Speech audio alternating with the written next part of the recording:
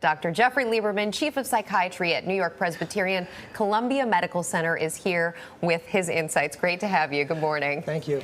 So we never really feel when we explode that it's over a small thing, but sometimes it really is. Well, first, everybody has their breaking point. I mean, whether it's the straw that breaks the camel's back or the cup that's the drop that overfills the cup, it can happen to anybody. I flew up here yesterday from being out of town, and the TSA line, I almost lost it.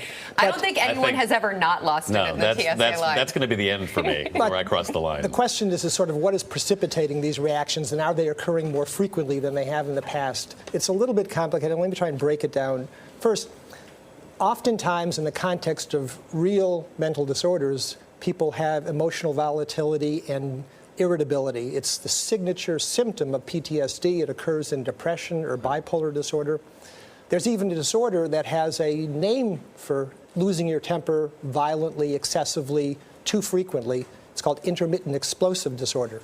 Very strict criteria. But what we're talking about here is when ostensibly normal people in everyday life just lose it, they overreact, they do something that they're either embarrassed for or they actually can incur legal consequences about.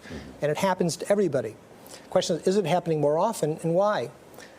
To some extent, it's probably related to sociocultural factors. There was a survey that was done by a noted Harvard epidemiologist in 1990, the National Comorbidity Survey.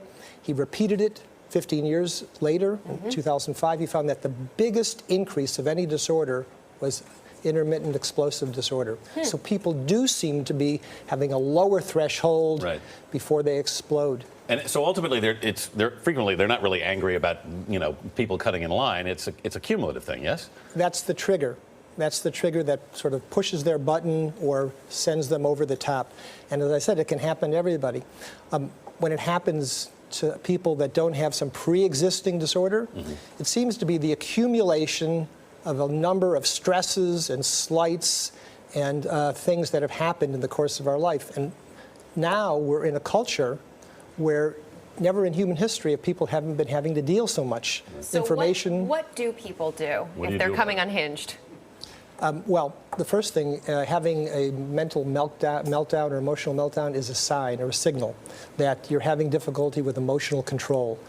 People should be able to control their emotions, behave appropriately, and also be able to conduct themselves in an appropriate way. If they lose that, then they have to be able to understand why. So you have some great ideas for people to think about their hot button issues, not be reactive, think before you speak, take time and walk away. And I like this one, use humor to diffuse the situation. These are little devices that you can use, but anything to diffuse stress, exercise, meditation, or therapy to gain insights into what's stimulating you in this way. Thank you, Dr. Jeffrey Lieberman. Have a great one. Pleasure.